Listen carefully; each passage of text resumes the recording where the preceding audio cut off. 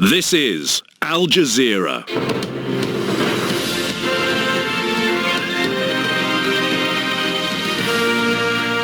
Hello, I'm Lauren Taylor. This is the Al Jazeera NewsHour, live from London. Coming up, celebrations in Lebanon as Prime Minister Saad Hariri submits his resignation hours after Hezbollah supporters tear through a protest camp in Beirut. Hariri's move galvanizes protesters in Iraq who are pushing for their own Prime Minister to quit. Russia says Kurdish forces have withdrawn from a border zone in northeast Syria ahead of the deadline they were set. Plus, So the ayes have it, unlocked. Britain heading for its first December election in almost a century. A vote Boris Johnson hopes will break the Brexit deadlock. And I'm Peter Stemmet in Doha with all the day's sport. Bangladesh star all-rounder Shakib Al Hasan has been banned for 2 years on 3 corruption charges. That and more later in the programme.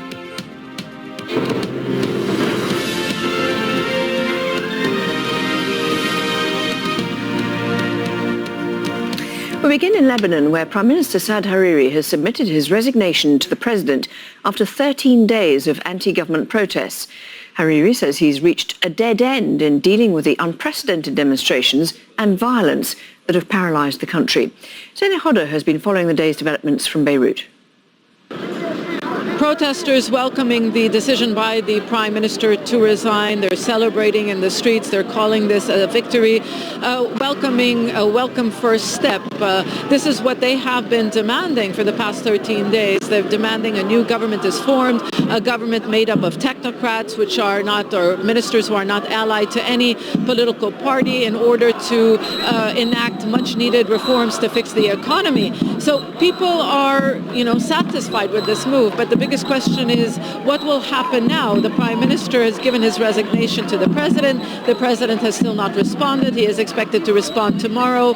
Will he accept the resignation, or will some compromise be found? But clearly, the message from the ruling alliance has so far been, you're not going to be able to topple us from the street. If you want to topple us, you can only do that using constitutional tools. But now the protesters are planning to open roads. They've been blocking roads, not just in the Lebanese capital, but across the country the past 13 days. Now they say they will lift those roadblocks and they will confine street action to outside government institutions and to some squares, because they realize how dangerous it is staying on the streets. Unrest in the streets of Beirut. Running battles in the heart of the Lebanese capital. Police moved in after hundreds of men allied with political parties in power attacked anti-government demonstrators who have been in the streets for almost 2 weeks, demanding the ruling elite leaves office.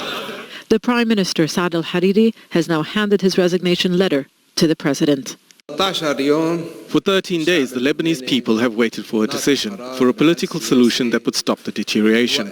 I have tried during this period to find a way out, to listen to the people's voice and to protect the country from economic, security and social dangers. Today, I will not hide it from you. I have reached a dead end. It is time for us to have a big shock to face the crisis. The crisis is threatening civil peace. The protest movement doesn't enjoy the support of the entire country.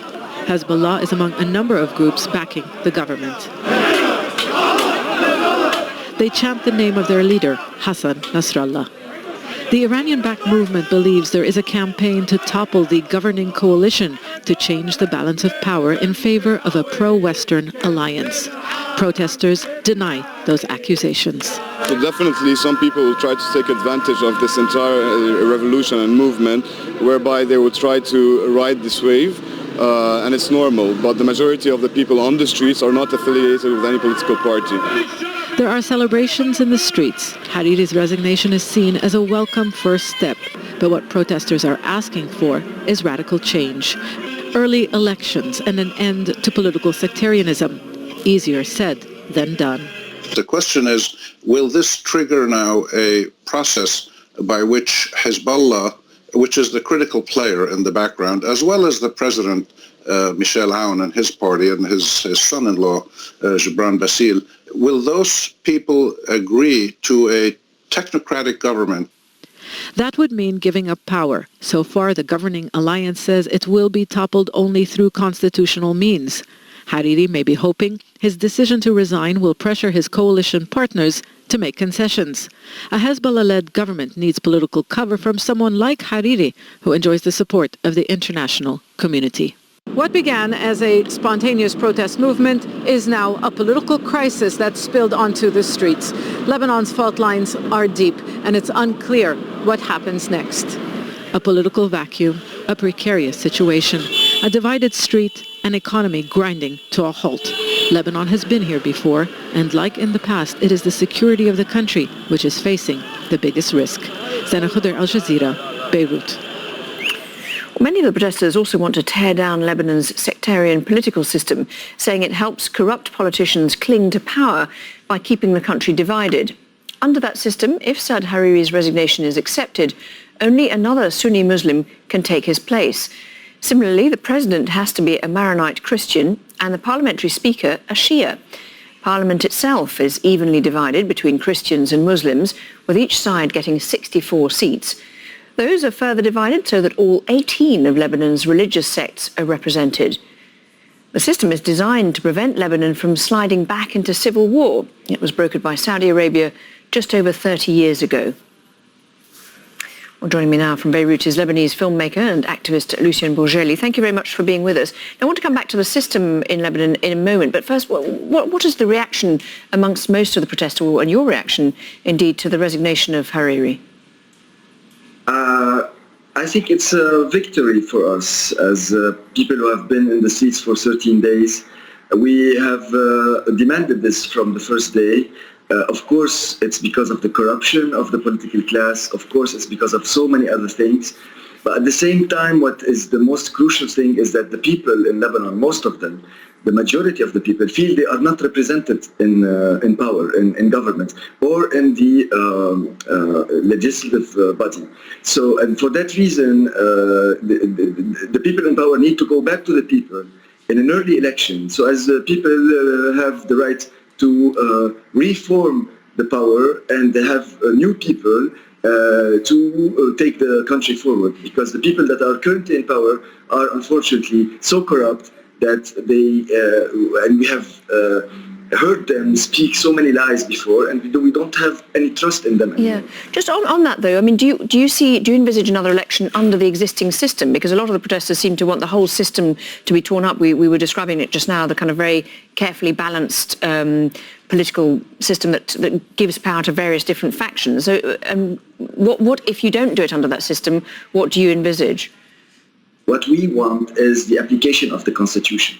Our Constitution actually says that we are in a temporary state today, which is the state where we are going towards the going outside of the confessional system. This is part of the Constitution. This is supposed to be only temporary. That was in 1992. It was supposed to be different in 1996, but it never happened. There was no authority that is supposed to be the authority that will, a certain committee that will change the whole perception of the Lebanese people concerning sectarianism and its relationship to politics. And this didn't happen because the people in power don't have this advantage of making it happen, because they live upon the sectarian system. They are the pillars of the sectarian system, and they will never accept that this system evolve into something much more inclusive and much more participative for the Lebanese people as a whole. And there's already been some violence in the protests. How worried are you that that could degenerate further? Well, of course, the violence has been done from the people in power and from thugs that are sent by the people in power to intimidate peaceful demonstrators who are only demanding for basic rights for everybody. After all, what we are demanding for, and like this revolution, will ultimately help everybody in Lebanon to have better access to services, better access to basic rights. It's something that everybody will benefit from. Even the people that today are actually attacking protesters, they will be also benefiting from evolving the current system that is in Lebanon. Because the current system is not working, it has collapsed, in many ways, and it has collapsed on us, the people. It has collapsed economically. It has collapsed even in terms of ecological issues. Lastly, when we had the fires in Lebanon, we had a very big scandal where even the basic material used needed to fight the fires were not there because of corruption. This is something that in any other country would have toppled also the government. It took us through 13 days, and I think the government should have stepped down the second day when the protest started. Lucien Bourgelli, thank you very much indeed for your thoughts. Thank you. Thank you. Well, Saad Hariri's resignation has given new hope to protesters in Iraq who are trying to oust their own government. Tens of thousands have again been out demonstrating, spurred on by reports of security forces shooting dead protesters in Karbala. More than 200 people have been killed since the demonstrations began earlier this month. Earlier, the protesters were joined by powerful Shia cleric Muqtada al-Sadr, who's pushing for a confidence vote against the Prime Minister. And Shasha Ghunaim reports from Baghdad. Candles flickered across Tahrir Square as the sun set on another day of protests in Baghdad. With a respite from the tear gas and the stun grenades, it was almost peaceful as people remembered those who've been killed. Soon the chanting, singing, and dancing resumed, as did the tear gas. We are going to tear them apart from their palaces. Let them see what Iraqi people are capable of. What the government is now seeing is that despite the mounting death toll and the curfews, people in Baghdad and a handful of cities in the south have a new government in their sights. The news that after almost 2 weeks, protesters in Lebanon pushed out Prime Minister Saad Hariri and his government is only emboldening these Iraqis. The resignation of Hariri opened the door and gave the people strong motivation. The government has to resign here as well. Influential Shia cleric Muqtada al-Sadr joined protesters in Najaf. His followers control the largest block of votes in parliament, yet Sadr is a latecomer. These protests began in early October, and only on Saturday did he echo the protesters' demand that Iraqi Prime Minister Adel Abdel Mahdi resign. There is no leader for these protests, but we want the United Nations to supervise a new election to ensure it has integrity, do not allow any parties to interfere, and ensure it's honest and not fraudulent. Mahdi has promised numerous reforms, including combating corruption and saying he and other top officials would take a 50% pay cut and divert the money to a fund to assist the poor. But he says if he resigns, chaos will return to Iraq. And as Egypt's Arab Spring revealed, it's one thing to have a revolution and another to create a real democracy. We don't have any new leaders in our minds right now, but we'll keep protesting. A lot of students have joined the protests. We spoke with several 17-year-olds who skipped school to come here. Both the teachers and the attorneys' unions have told their members to stay home from school for the rest of the week and instead show their solidarity by protesting. Natasha Ghanem, Al Jazeera, Baghdad. And just one footnote to that, just within the last few minutes, we've heard from state media in Iraq that Iraq's Shia political leader Amiri says he will work with the populist cleric Muqtada al-Sadr on achieving the interests of the people and saving the country. And as you'll remember there from that report, al-Sadr has been calling for a vote of no confidence in the Prime Minister. So it's possible that things are moving on apace in Iraq. We'll keep you updated on that story just as soon as we get more information. Still to come on the NewsHour live from London. Donald Trump's Ukraine advisor testifies to Congress about his alarm over the US president's efforts to pressure his Ukrainian counterpart. An official report into one of London's worst fire disasters says many more people could have been saved. And in sport, South Africa's coach says England have the upper hand heading into Saturday's World Cup final.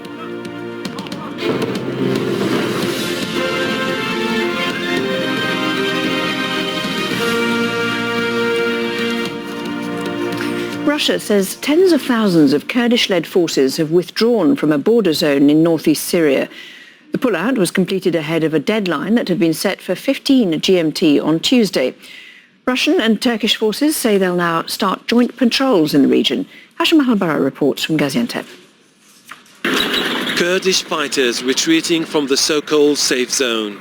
But Turkey says its patrols will determine if the withdrawal was in line with the deal it signed with Russia last week.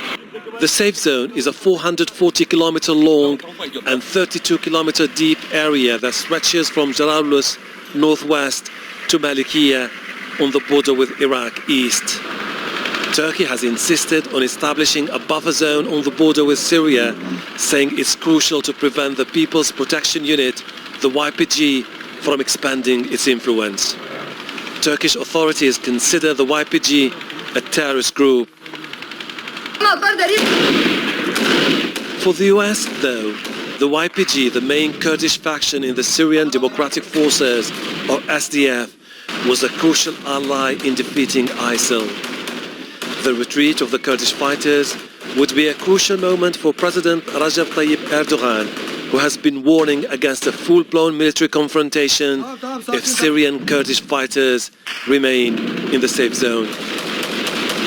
Aldığımız bilgiler tahtında Russia, as of now, has given the information to our relevant authorities that terrorist organizations have completely withdrawn. It was a tense day. A mortar landed near a Russian military personnel in Derbaziya on the border with Turkey. Russia and Turkey carry out joint patrols in those areas. Clashes erupted between the Turkey-backed Syrian National Army, the opposition armed group, and the SDF on the outskirts of Ain Isa and Manbij. In the meantime, as the SDF fighters pull out, Syrian government troops are redeploying, taking over more territory. Our redeployment will continue until we reach the Iraqi border. God willing, we will rescue people from the Turkish invasion and terrorist groups. But on the ground, it's Russia and Turkey that have the upper hand. They support rival groups in Syria, but managed over the last few years to set aside their differences and broker a deal to end the Syrian conflict. Turkey wants to establish observation posts in the safe zone, warning that any push by the Syrian government or the SDF to move to the area will be met by force. Hashim Ahbarra, Al Jazeera, Gaziantep, on Turkey's border with Syria.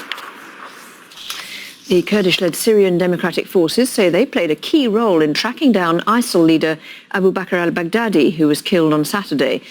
The SDF say they placed a spy in Baghdadi's inner circle, who stole a pair of his underpants, which were then DNA tested to prove his identity. US President Donald Trump downplayed the role of Kurdish forces in the raid, but SDF officials say they helped to guide US troops to Baghdadi's Syrian hideout. The ISIL leader detonated a suicide vest as US forces approached, killing himself and 3 of his children. Well, meanwhile, Trump has tweeted saying the man who was meant to replace Baghdadi has also been killed by US troops. He doesn't specify who it is, but says the man would have most likely taken the top spot in ISIL. Both the US and a top Kurdish official had earlier confirmed that Baghdadi's spokesman and right-hand man Abu Hassan al-Muhajir was killed on Sunday in a separate raid in the northern Syrian village of Ain al-Baida. A top US government official says he raised concerns twice over the president's efforts to pressure Ukraine to investigate a political rival. Alexander Vindman has been testifying as part of the impeachment inquiry into Donald Trump. Heidi Jo Castro reports from Washington. Alexander Vindman is a U.S. Army colonel, wounded Iraq veteran, and the first impeachment witness with first-hand knowledge of the July phone call between President Trump and the Ukrainian President Volodymyr Zelensky. Vindman was among the White House staff listening when Trump said to the Ukrainian leader, "I would like you to do us a favor, publicly investigate Trump's political rival Joe Biden and a company called Burisma that employed Biden's son." "I was concerned by the call," Vindman said in his written testimony. "I did not think it was proper to demand that a foreign government investigate a U.S. citizen. I was worried about the implications for the U.S. government's support of Ukraine. I realized that if Ukraine pursued an investigation into the Bidens and Burisma, it would likely be interpreted as a partisan play, which would undoubtedly result in Ukraine losing the bipartisan support it has thus far maintained. This would all undermine U.S. national security." The newly elected Zelensky was hoping to schedule a visit to the White House, and Ukraine was waiting for U.S. military aid needed to fend off Russia. But Trump temporarily withheld the aid as his advisors continue to push Ukraine to investigate the Democrats and Biden. This is about the United States Constitution. This is about the rule of law. This is about national security. This is about abuse of power. This is about the fact that the president betrayed his oath of office and the American people. Trump has denied wrongdoing and attacked the credibility of witnesses who've cooperated with the inquiry. That earned a rare rebuke from a fellow Republican. I think that we need to show that we are better than that as a nation. Their patriotism, their love of country. We're talking about decorated veterans who have served this nation, who have put their lives on the line, and it is shameful to question their patriotism, their love of this nation. House Democrats plan to vote on Thursday to formally authorize this impeachment inquiry, even though it has been underway for several weeks. So why do the vote now? Democrats say it's to deflate the Republican argument that this inquiry lacks legitimacy because it was never voted upon, and to potentially open these closed-door impeachment proceedings to the public. Heidi Jo Castro, Al Jazeera, Washington. Ukrainian troops and Russia-backed separatists have started to withdraw from a key frontline area in eastern Ukraine. Both sides have confirmed a military pullout is underway in the town of Zolote in Luhansk region and will be followed by another in the city of Petrovsk. The withdrawal is seen as the final step before the leaders of Ukraine, Russia, France and Germany meet to discuss a peace plan to end the 5-year conflict, which has killed more than 13,000 people.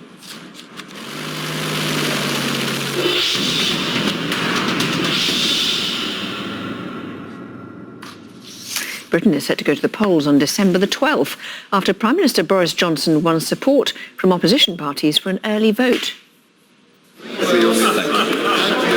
ayes to the right, 438. The noes to the left, 20. So the ayes have it. The ayes have it. Johnson called the election in an effort to gain a majority in Parliament and break the political deadlock over Brexit. The vote must still be approved by the House of Lords. Earlier, the EU formally granted Britain a third delay to the Brexit deadline, extending it by 3 months. Niamh Barker joins us live from Westminster. So, Niamh, Boris Johnson got what he wanted. What happens next? He has got it what he wanted, but only fourth time lucky. Of course, the election that he was after, won on December the 12th, will now go ahead after an overwhelming number of MPs backed it. There had been some wrangling, some back and forth between the government and opposition parties about whether it should be held on December the 9th, which is exactly what the opposition Labour leader Jeremy Corbyn wanted. What Johnson is essentially trying to do is to reconfigure British politics, to readjust the balance of power in the hope of essentially getting his withdrawal agreement, his vision for Brexit, through Parliament as soon as he possibly can. But it's very risky for the government. It's very risky too for opposition parties, including the Labour Party, that hasn't been doing particularly well in the polls. But earlier on today, they did turn around and say that they would now back this snap election. So we're only a matter of weeks away. And for more on what the Conservative Party are up to next, but probably more importantly, in terms of the opposition, what the Labour Party are up to next, I'm now joined by Kevin Craig, who's a political lobbyist and media relations expert and Labour Party insider. Now, we know that Boris Johnson, immediately after this vote, went to his backbenchers, the 1922 committee, to rally the troops. What is Jeremy Corbyn's next move? Well, he this evening has come out very quickly with a statement saying that he's looking forward to launching the largest mass participation election campaign ever seen in this country. The Labour Party's been very busy today. There was a conference call for all of its candidates at the next election where the party, they heard from members of the Shadow Cabinet who said we're going to have the fight of our lives. And Jeremy Corbyn's actually in recent weeks become a lot more energised at the thought of getting out there campaigning, because that is what he does very, very well. And it's true, it's a huge risk for the Labour Party. But after getting reassurances from the European Union, the Labour Party could no longer risk being seen by the public as being scared of a general election. So this is an election full of more risk than I've seen in my lifetime. 25 years campaigning and standing for office for the Labour Party. I've never known an election so risky for the two main parties.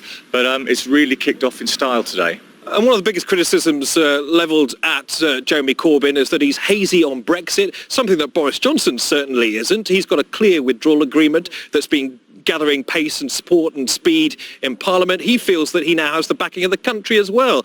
Surely the Conservative Party have this in the bag. They have no election in the bag. We will all remember in this country, but 2 years ago, when the then Prime Minister Theresa May started an election over 20 points ahead in the polls, I think we've all learned that the polls don't really mean anything. And it is highly likely that the Conservative and the Labour parties are going to be really facing each other in the key contests in this election. And that's going to depend on knocking on doors. It's going to depend on money, the right candidates. But it's definitely not over before it started, and the Prime Minister and Corbyn have both said that they know this is full of risk. One of them will not be leading their party on Friday the 13th of December. One of the biggest criticisms also directed at the Labour Party repeatedly is that it's a hard left party, a Marxist party that doesn't stand up for the middle classes in the country, most certainly doesn't in any way sympathise with people who may have voted to leave the European Union. What do Labour supporters say to that?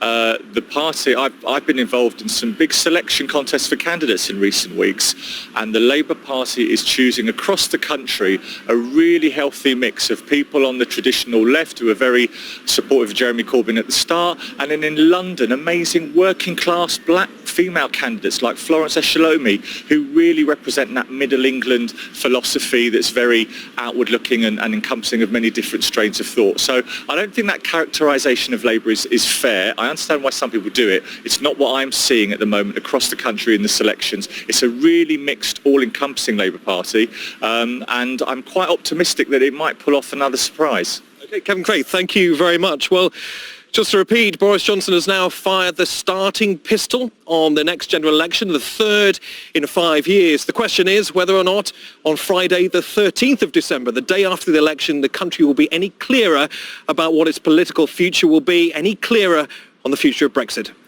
Niamh Barker, thank you very much indeed. A public inquiry says there were grave failings by London's fire brigade in its response to a deadly blaze at an apartment block in 2017. The official report has found that fewer people would have died if Grenfell Tower had been evacuated faster. 72 people died in the disaster. Jonah Hull has more. It's almost 2.5 years since firefighters battled through the night to control the flames that engulfed Grenfell Tower in West London. 72 residents, including 19 children, died that night, many of them told to remain inside their apartments. Phase 1 of an independent public inquiry has called into question that so-called stay-put order and found that the London Fire Brigade's readiness for a high-rise blaze like Grenfell was gravely inadequate. Fewer people would have died but for that, said retired Judge Sir Martin Moore-Bick, who led the inquiry. Local community representatives say the inquiry doesn't tell the full story. For this community, we are very well aware of the history and the context in which that fire occurred. You know, the context of the now Prime Minister, who was then Mayor, making cuts to fire services where they lost 10,000 firefighters, 10 stations were closed, the cuts in resourcing within the fire service. The Grenfell Tower disaster was a blight on the premiership of Theresa May. She was accused of lacking empathy when she came here and failed to meet directly with residents and survivors. It's now landed uncomfortably in the lap of her successor, Boris Johnson, once in overall charge as mayor of the London Fire Brigade and soon to be fighting an election. And there are deeper concerns that the lessons of Grenfell have not been learned. You know, Kensington and Chelsea Council itself has not faced any real punishment. All of these buildings around here, every single one of them that they own, there is not one of them that doesn't have serious fire safety defects still in them at the moment, and nothing's been done about them. The main problem is the number of buildings we have with a single staircase. So you've got a tower block, one staircase. If that is used for immediate evacuation, people will die in those staircases anyway because it's overcrowded. Phase 2 of the inquiry next year will look at the wider causes of the fire, The decisions taken about the building's renovation, fire safety measures, the combustible external cladding, all contributed to making the fire so deadly. The fire brigade say residents may well have failed in its preparedness and response, but the real culprits, they feel, have yet to be named. Jonah Hull, Al Jazeera, London. There's much more to come this hour.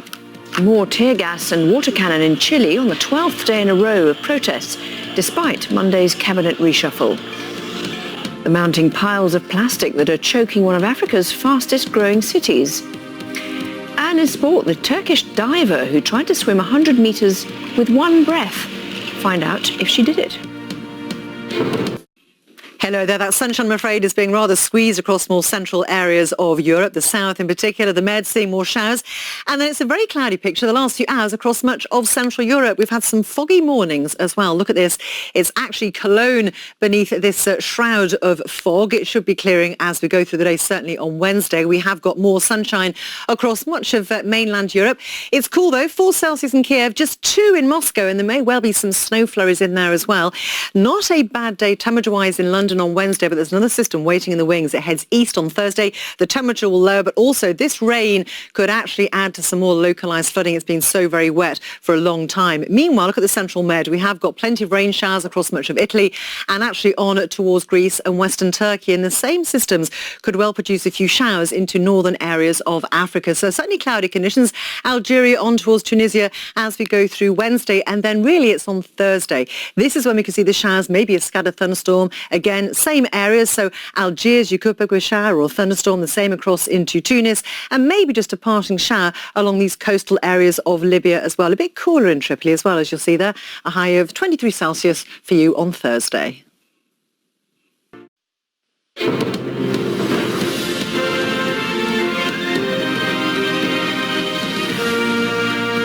reminder of top stories here on Al Jazeera.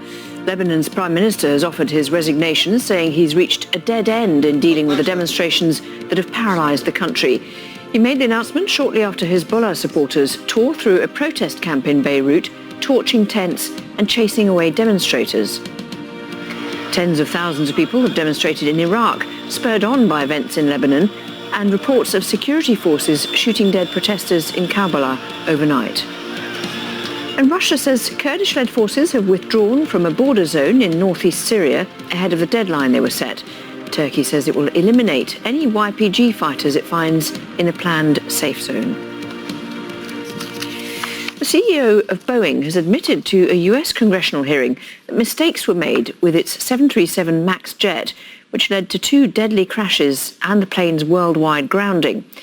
Dennis Muhlenberg acknowledged errors in the jet's software and failures to give pilots enough information on the stall prevention system. He also apologised to the victims' families who sat behind him holding up photos of their relatives.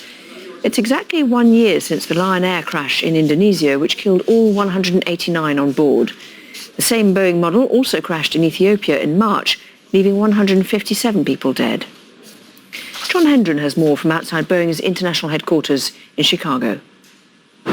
In a 2.5-hour grilling on Capitol Hill, senators questioned Dennis Muhlenberg, the chief executive officer of the Boeing company. This was on the 1-year anniversary of the crash of a Lion airplane in which 189 people were killed in Indonesia. That was one of 2 crashes. A total of 346 people died on those planes. After that, regulators around the world stopped the Boeing 737 MAX from flying.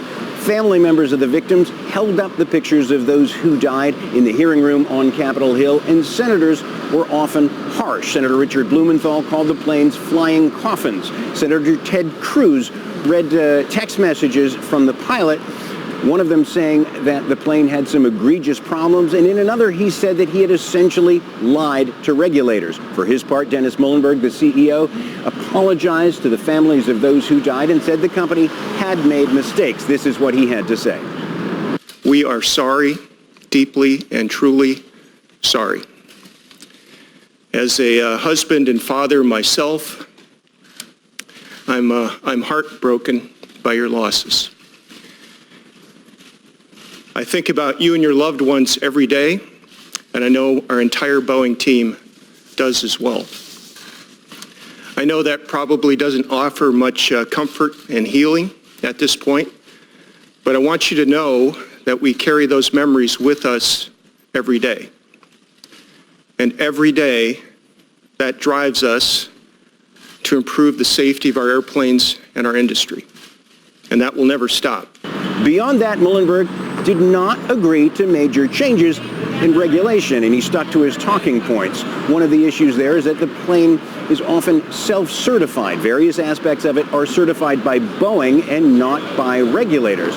That plane was considered an upgrade of a previous 737 model from the 1960s, and therefore it didn't undergo the same rigorous certification process that a new plane would have undergone. All of this leaves Boeing with some significant problems. The company has had to set aside $4.9 billion to compensate airlines. It is not producing that plane and losing market share to Airbus industry. And Dennis Muhlenberg himself has been demoted. He was chairman and CEO of the company. The company has now made him just CEO so that he could concentrate on getting this plane back in the air. But it's entirely possible that once all of this is over, the company might be looking for a fresh face. Parts of California are bracing for strong winds, which are expected to fan wildfires burning across the U.S. state. Thick smoke plumes can easily be seen from space. A state of emergency has been declared as firefighters battle to get the blazes under control. 200,000 people have been told to leave their homes, and more than 2 million people are without power. These are all the active fires in California right now. Most are concentrated in the north and south, with many around the cities of San Francisco and Los Angeles. And these are the areas under a red flag warning, which means there's an increased risk of fire danger. The wind gusts could be up to 50 to 70 miles per hour. It only takes one ember to blow downwind to start another fire. Embers have been known to travel several miles, so we're very concerned about tonight's wind event. Switzerland has lost more than a tenth of its glaciers in just the past 5 years, according to its Home Affairs Minister, who was addressing a meeting of scientists in Geneva. Mountain sources supply about half of all the world's drinking water. The World Meteorological Organization is discussing how climate change could affect supplies and even lead to conflict over fresh water. Mountains make up 2/3 of Switzerland's territory. 500 glaciers have been completely lost since the start of the 20th century. Now, reviving a stalled economy will be one of the first big tasks for Argentina's new president. But as Alberto Fernandez gets to grips with currency and debt problems, it's ordinary Argentines who are feeling the pinch. As Teresa Bo reports from Buenos Aires, even raising a family has become a challenge. It's late afternoon in La Cava, a poor neighborhood in Buenos Aires. Maria Carpio is trying to prevent the rain from destroying the place she lives in with her children. She has 11 of them, and these days feeding them has become a major challenge. I go and beg on the street. I'm not ashamed. I sometimes work in the soup kitchen and feed children there, and my kids get a meal in some of the schools. A recent study shows that poverty rates have been on the rise in the past year. The economic crisis, mostly caused by the devaluation of the peso, has had a big impact on people's lives. And a 55% inflation rate is making it difficult for them to buy food.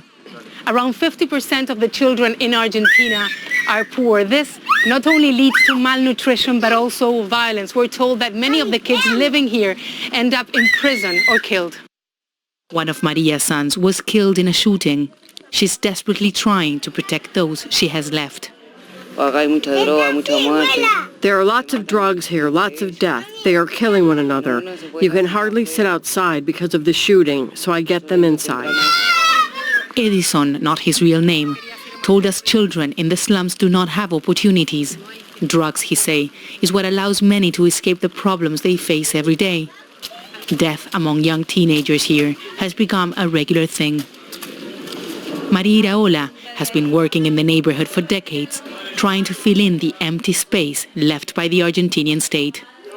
She has a foundation that feeds around 600 children who come to this soup kitchen every day. Inflation is making things difficult. We have a budget from last year, and we are struggling to get the meals children need, especially beef, eggs, everything that is protein. We can only buy 50% of what we need. The NGO is also trying to keep the children off the streets with education and sports. What is crucial to change this is education. It's what will allow them to dream of going to a university. Many of the kids we have here don't know how to read and write. You can't get out of poverty without education and jobs. And that's something governments here have repeatedly failed to resolve. Even though Argentina is a country that produces food for millions of people around the world, it has failed to resolve its structural economic problems, leaving millions of children in the country vulnerable and ignored. Teresa Bo, Al Jazeera, Buenos Aires. Thousands of protesters are back out on the streets of the Chilean capital, Santiago, despite a government reshuffle aimed at curbing the unrest.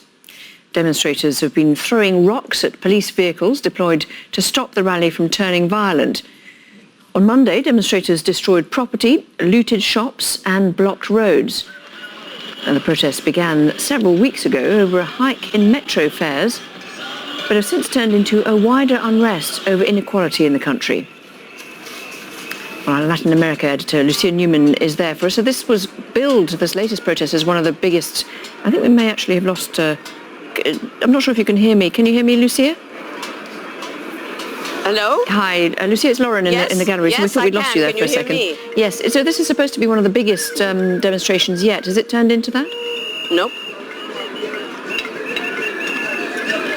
It's being billed as the second largest. I think that the one last Friday, over more than 1.2 million people, is going to be hard to beat. But there have been people walking here, merging or trying to get to the main meeting point now for more than 3 hours. There are huge, huge crowds gathering for a protest that is supposed to center on the demand for the overhaul of Chile's pension system, which is one of the most unpopular, I would say, in the world. It's called a pauper's pension system, but it's really grown beyond that. Everybody who has a gripe against the system, against the government, against this country's growing inequality, although it's not a country with the highest poverty rate in Latin America, it does have the biggest difference between the person who earns the most and the one who earns the least of any other country in Latin America. And so people are really, really feeling empowered now, and they're coming out in large, large numbers. But about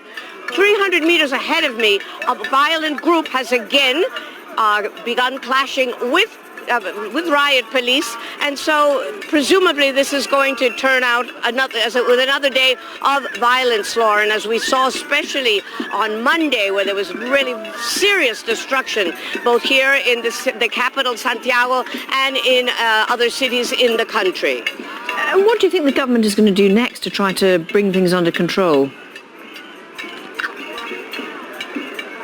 That is a very good question, and I'm not sure that the government has the answer or is even sure of what to do next. This has, and many people are seeing this as a movement that is out of control because there isn't a particular organization, political party, or person that is leading it. This is almost anonymous. It brings together all the discontent, but with no particular head. There's no one to really negotiate with. Now, the government significantly put out a call, very uncharacteristically, to all the political parties. This was on Monday night in the middle of the mayhem. It said, please, we need your help, appealing to opposition political parties and other movements to try to, first of all, condemn the violence that has taken place systematically here for the last 12 days in isolated areas, but still significant violence, and also to try to come together with some nationwide agreement as to how to address the demands of the people. They say they can't do it all at once, but that if everyone works together, perhaps this could calm some of the unrest. But more people are out on the streets now, some calling for the resignation of the president, but especially calling for a constituent assembly. And the government, or rather the parliament today, began for the first time seriously debating that possibility, Lauren. Lucia Newman, thank you very much indeed. Just a quick update for you coming out of the United States. The US House of Representatives have voted overwhelmingly for legislation seeking to impose sanctions on Turkey for its offensive in northern Syria. The voting is continuing on that. You'll remember that the White House had said that it would lift sanctions that it had proposed for Turkey after the Syrian invasion, after the ceasefire was announced. But it seems that the House of Representatives is still trying to impose sanctions to punish Turkey over that operation inside Syria. Bringing more on that story just as soon as we get it. Anti-government protests have broken out in Indian-administered Kashmir as a group of politicians from the European Parliament visited the disputed territory. Demonstrators are demanding the Indian government lift harsh restrictions imposed when India revoked Kashmir's autonomy in August. Thousands of people have been arrested and communications blocked. Tuesday's unofficial visit by the MEPs is the first by a foreign delegation since the lockdown. Most of them are from right-wing parties, and they met Prime Minister Narendra Modi on Monday, but the trip has not been approved by EU officials. At least 37 people have been killed after a landslide in Cameroon's Western Highlands. 12 people are still missing in the town of Bafoussam. The landslide happened at night when many people were asleep. Rescue teams are trying to pick their way through destroyed homes, and the area's governor says residents should leave as heavy rain continues. Kenya's president says he wants all single-use plastics banned by June 2020. The ambitious target follows a similar ban on plastic bags, which was introduced in Kenya 2 years ago.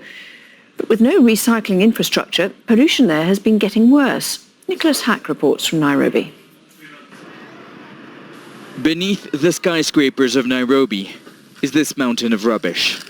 Wild animals and humans come here to find food. As a child, Lillian Adongo thought she would become a doctor. Instead, she's now picking out anything that can be used or reused from this landfill. Today, she's found used plastic intravenous drips, a plastic torchlight, part of a loaf of bread, and a bag of rice. What a waste, says this mother of 10, who supports her family making $2 a day, recycling other people's trash. People throw away so much, but we try to reuse every bit. I do it for my kids, for my family. But a ban on plastic bags put in place 2 years ago has made her work a lot harder. They've been replaced by polypropylene bags. They are less polluting, but difficult to recycle and so less profitable for Adongo, who sells them for less than 1 cent a piece. Anyone found manufacturing, importing or selling a plastic carrier bag now faces a fine of up to $40,000 and even a prison sentence. Still, this hasn't stopped the pollution. Nairobi is one of the fastest growing cities in the world. More people are moving into the capital than it can contain, and with new arrivals comes more waste, and so this landfill is expanding faster than the city itself. The stench here is unbearable. It's a mixture of human waste and garbage burning, but what smells less but pollutes more is this. It'll take 10 to 1,000 years for this to disintegrate, and that's what's choking this city. Scientists believe humans ingest plastic equivalent to what's in a credit card every week. In Kenya, it could be much more. Plastic is found in meat and milk. President Kenyatta wants to ban single-use plastic altogether by June 2020. Critics argue it's too little, too late, and will be difficult to implement. We have this throw-away culture. We like throwing away everything. We are the waste generators, but we want somebody else to pick your waste. So I think it is the responsibility. First, ensure we dispose our waste sustainably, then educate. For now, though, dealing with trash continues to be considered mostly women's work, a burden others don't seem yet willing to carry. Nicholas Hawk, Al Jazeera, Nairobi. Still ahead this news hour, we'll tell you about the stand-in at the WTA finals that ended up stealing the show. That's coming up in sport.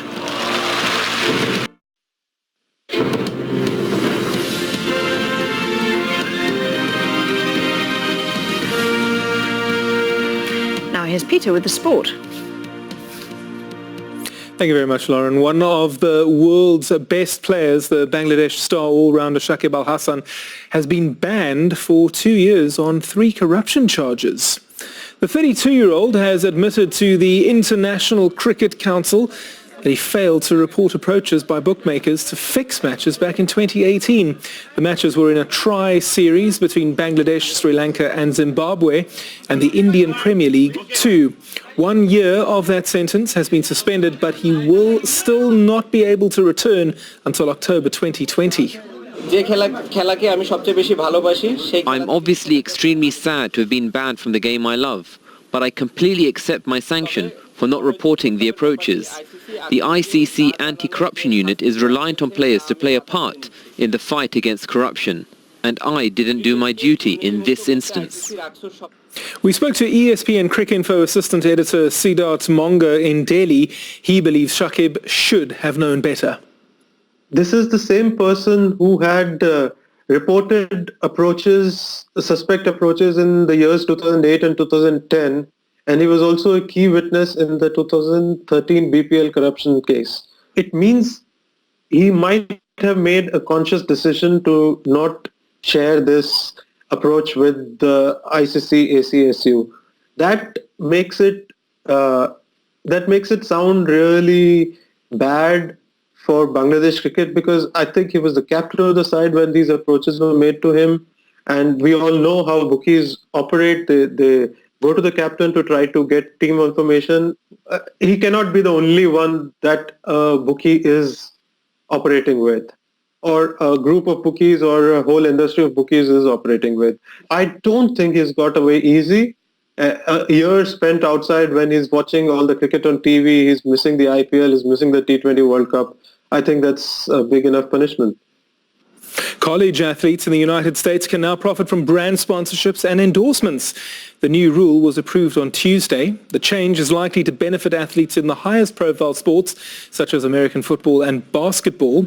These sports are responsible for billions of dollars in revenue, even at a college level. California already approved legislation last month to allow student athletes to earn endorsement money.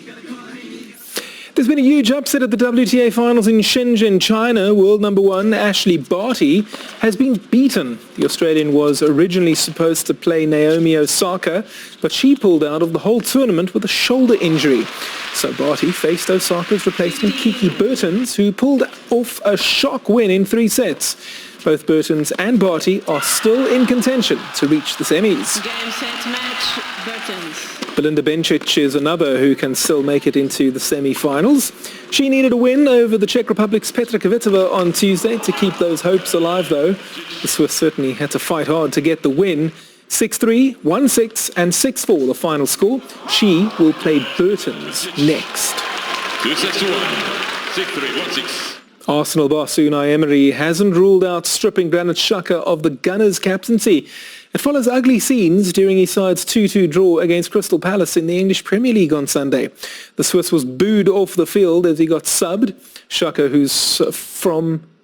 has been heavily criticised this season, responded by jeering the crowd. He also used expletives during his angry exit. Arsenal face Liverpool away in the League Cup on Wednesday. At the moment, I am not speaking and I don't want to think about that. The first is cover him, and I prefer keep moving, taking each step, taking that decision, the right and the best decision possible. South Africa's rugby coach Rassie Erasmus says England have the upper hand heading into Saturday's World Cup final because they have a more experienced coach. The Springboks are aiming for their 3rd World Cup trophy, which would equal the record held by New Zealand. But Erasmus says England have the edge because, unlike him, Eddie Jones has already coached in finals with Australia and South Africa.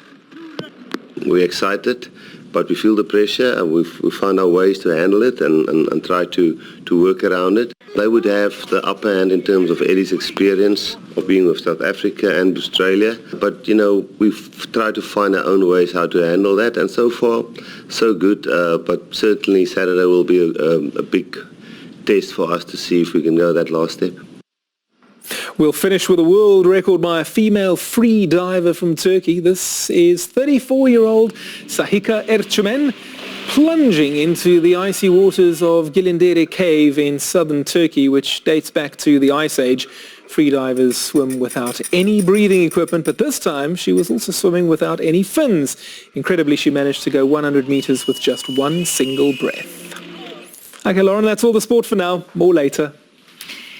Peter, thank you very much. And that's it from me, Lauren Taylor, for this News Hour. And I'll be back in a minute with another full roundup for today's news. Thanks for watching.